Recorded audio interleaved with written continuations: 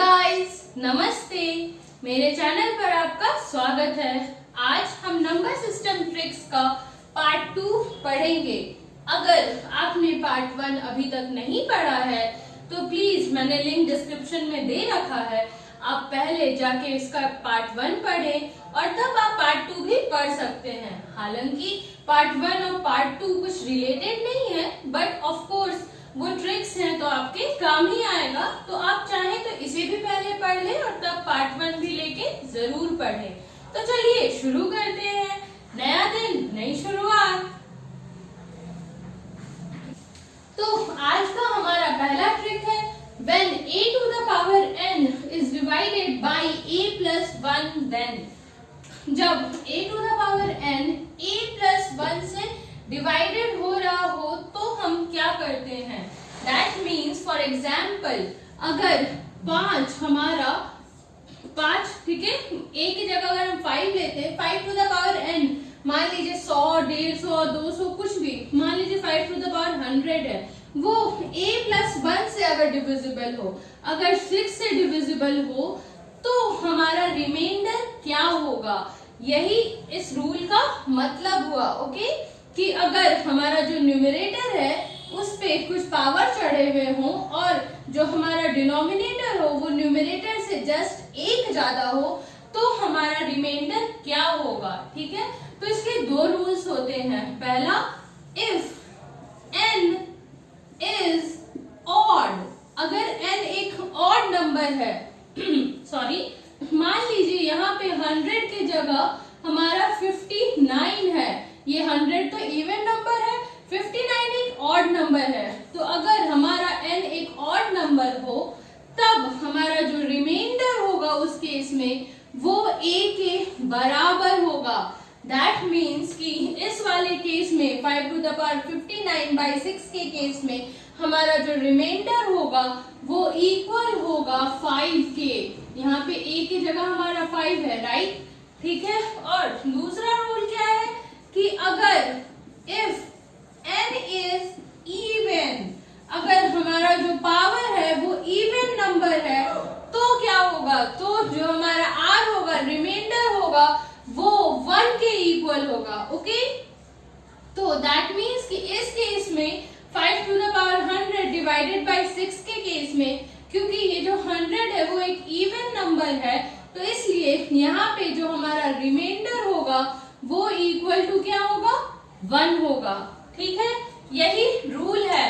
जब a to the power n किसी भी नंबर पे कोई भी पावर चढ़ा हो और वो a प्लस 1 से डिविजिबल हो, मतलब जो हमारा न्यूमरेटर का बेस है उससे 1 बड़ा हो अगर डिनोमिनेटर, तो अगर हमारा n यानी कि जो पावर है वो ऑड होगा तो रिमाइंडर a के ही इक्वल होगा। दैट मीन्स न्यूमरेटर के बेस के ही इक्वल होगा हमारा रिमाइंडर।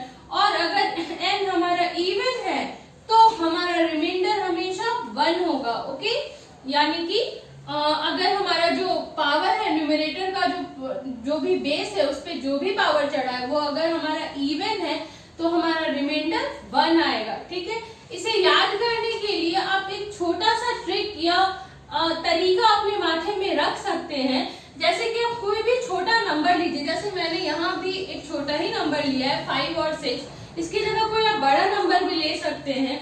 मान लीजिए 43 है, 43 पे पावर 58 है और वो डिवाइड हम करते हैं 44 से, तो हमारा रिमाइंडर क्या होगा? क्योंकि न्यूमरेटर की बेस से डिनोमिनेटर 1 बड़ा है तो ये a अगर हम लेते हैं ये a प्लस 1 हो जाएगा, राइट? और क्योंकि हमारा जो पावर है वो इवन है तो सिंपल सी बात है, हमारा रिमाइंडर क्या हो जाएगा? 1 हो जाएगा। लेकिन इसे हमेशा याद रखने के लिए आप ये मान लीजिए आप एग्जाम देने गए हैं और आप कंफ्यूज हो गए कि ऑड के केस में रिमाइंडर 1 था या इवन के केस में रिमाइंडर 1 था, तो आप क्या कीजिएगा? तो आप अपने मन में एक छोटा सा कोई भी एग्जाम्पल लीजिए, मान लीजिए 2 और 3 ही 2 नंबर्स आप लीजिए, तो और उसका पावर भी बहुत छोटा सा लीजिए। ऑड और इवन की ही तो बात है, तो अगर 2 का पावर 1 है दैट मीन्स 2 का पावर ऑड है और उसे जब आप 3 से डिवाइड कीजिएगा तो हमारा रिमाइंडर 2 ही आएगा, राइट? तो सिंपल सी बात है कि जब भी n ऑड होगा तो रिमाइंडर a ही आएगा। और अगर 2 का पावर आप 2 लेते हो तो 2 तो इवन होता है, 2 2 4 और उसे आप 3 से डिवाइड कीजिएगा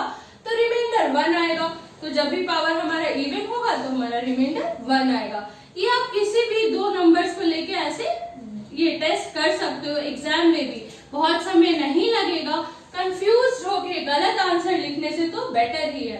पर हाँ, कोशिश कीजिए कि याद रहे, क्योंकि एग्जाम्स में हमारा एक एक सेकंड बहुत कीमती होता है। ओके, अब हमारा दूसरा रूल क्या है?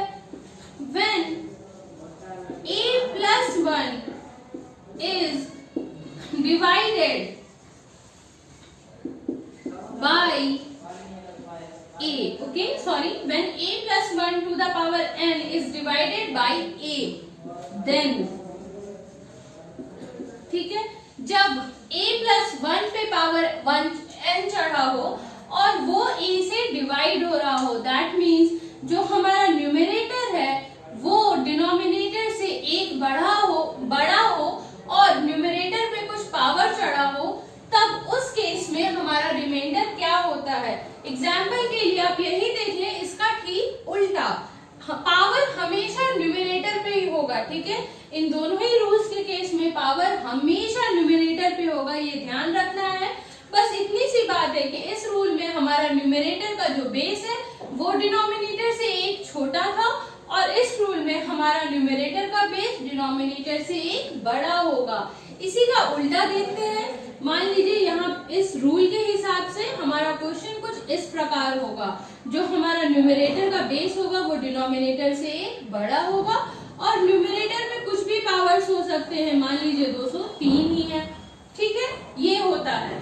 तो इस केस में हमारा r क्या होगा?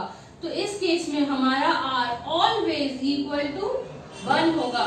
जब न्यूमरेटर का बेस हमारे डिनोमिनेटर से एक बड़ा होता है, तो फिर न्यूमरेटर पे चाहे कुछ भी पावर चढ़ा हो, हमारा रिमाइंडर ऑलवेज 1 आता है। ये भी अगर आप कंफ्यूज हो रहे हो, कभी ऐसा सिचुएशन आए कि अरे भाई ऊपर छोटा होता था तब हमारा ऑड में रिमाइंडर a हो जाता था और इवन में 1 होता था, या ऊपर बड़ा होता था तब ऐसा होता था, किस समय में हमेशा r 1 के इक्वल होता था। कुछ नहीं करना है, आप कोई भी छोटा सा एग्जांपल लीजिए, 3 और 4 ही ले लीजिए। तो अगर आप 3 को 4 से डिवाइड कीजिएगा तो रिमाइंडर हमेशा 3 आएगा, या 3 का पावर क्यूब ही लीजिएगा तो 27 को आप 4 से डिवाइड कीजिएगा तो 4 6 24, रिमाइंडर 3 आएगा आपको। तो इससे आप समझ जाते हैं कि अगर ऊपर वाला छोटा होता है तो उस केस में हमारा पावर अगर ऑड हो तो रिमाइंडर a होगा, और पावर अगर इवन हो तो रिमाइंडर 1 होगा। और अगर आप जब 4 को 3 से डिवाइड कीजिएगा तो आपका रिमाइंडर 1 आएगा। 4 का पावर जब ऑड था, 4 टू द पावर 1 था, तभी ना वो 4 हुआ। उसको जब आप 3 से डिवाइड कीजिएगा तो भी आपका रिमाइंडर 1 आएगा, और 4 टू द पावर 2 यानी 4 स्क्वायर इक्वल्स टू 16, उसको जब आप 3 से डिवाइड कीजिएगा तो भी 3 5 15 और रिमाइंडर आपका 1 ही आएगा। दैट मीन्स कि अगर आपका न्यूमरेटर का बेस आपके डिनोमिनेटर से एक बड़ा है तो पावर चाहे कुछ भी हो, रिमाइंडर हमेशा 1 ही होता है। ओके,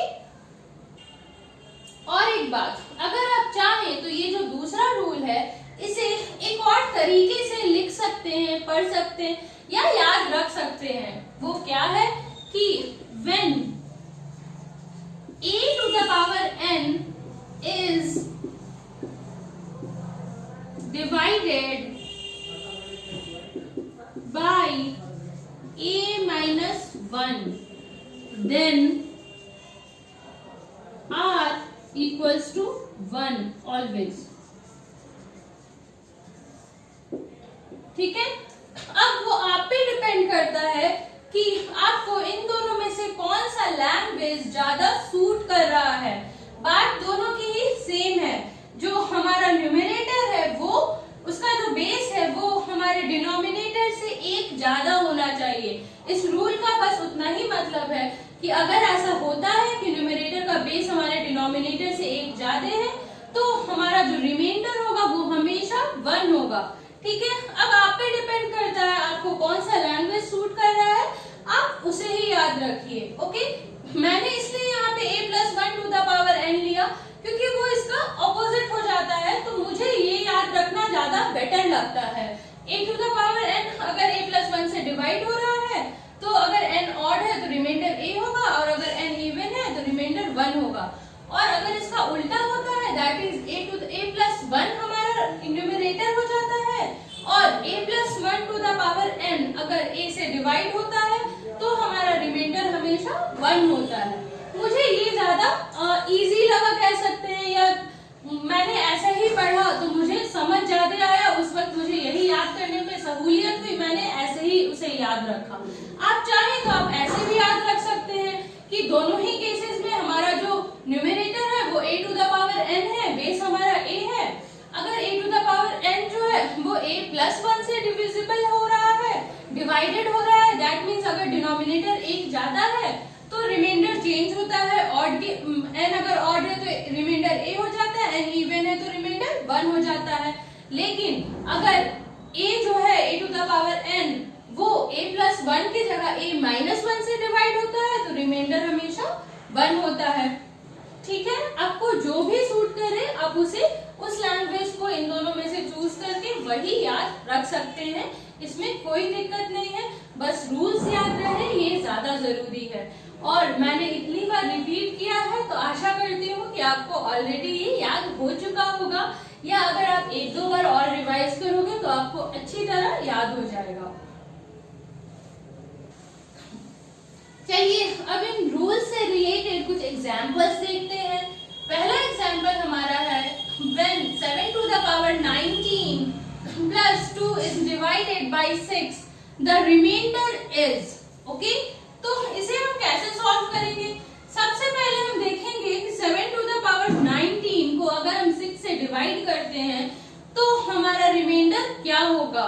ये किस रूल को फॉलो कर रहा है? रूल 2, राइट, आज वाला रूल 2। ओके, तो आज के रूल 2 के हिसाब से क्या था कि अगर हमारा न्यूमरेटर का बेस एक बड़ा हो, if a to the power n is divided by a minus 1 then the remainder is always 1, या यूं कहें कि if a plus 1 to the power n is divided by a then the remainder is always 1, right। तो इसलिए हमारा यहाँ पे reminder अगर हम 7 to the power 19 को 6 से डिवाइड करते हैं तो हमारा रिमाइंडर क्या हो जाएगा? 1 के बराबर हो जाएगा। अब हमारा प्लस कितना था? 2 था, राइट। दैट मीन्स अगर हम 7 to the power 19 प्लस 2 को 6 से डिवाइड करेंगे तो हमारा रिमाइंडर क्या होगा? ऑफ कोर्स आपने तो गेस कर ही लिया होगा, तो रिमाइंडर भी हमारा क्या हो जाएगा? 1 प्लस 2 इक्वल्स टू 3, राइट। अब यहीं पे मान लीजिए हमारा question 7 to the power 19 plus 2 न होकर ये होता कि 7 to the power 19 प्लस 6, ठीक है, तब हमारा रिमाइंडर क्या होता? चलिए देखते हैं। अब हमें पता है कि 7 to the power 19 by 6 का रिमाइंडर क्या होता है? 1 होता है, राइट।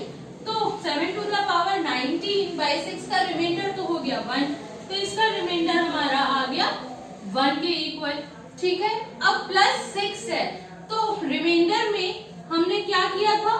जो 2 था, मान लीजिए आप किसी नंबर को 8 को डिवाइड कर रहे हो 5 से, तो 5 1 जा 5, हमारा रिमाइंडर बचा 3, राइट। अब अगर 8 प्लस 1 हो जाता वो तो रिमाइंडर भी तो हमारा ये यहाँ पे 9 हो जाता, और 9 में से 5 जाता तो रिमाइंडर यहाँ 4 हो जाता।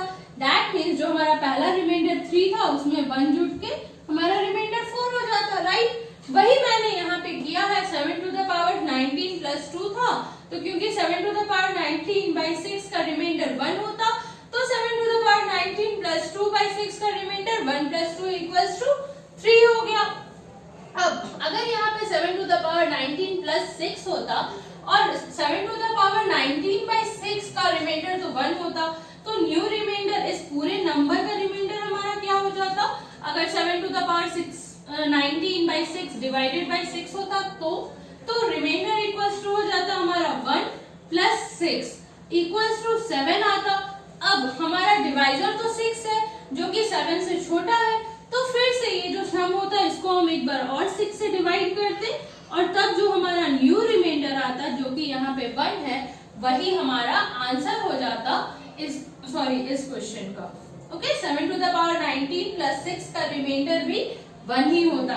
वैसे भी यहाँ पे ऊपर में 6 था तो ये तो 6 1 जा 6, ये कैंसिल ही, मतलब ये तो डिविजिबल ही था, तो हम डायरेक्टली भी बोल सकते थे कि 7 to the power 19 by 6 का रिमाइंडर 1 होगा।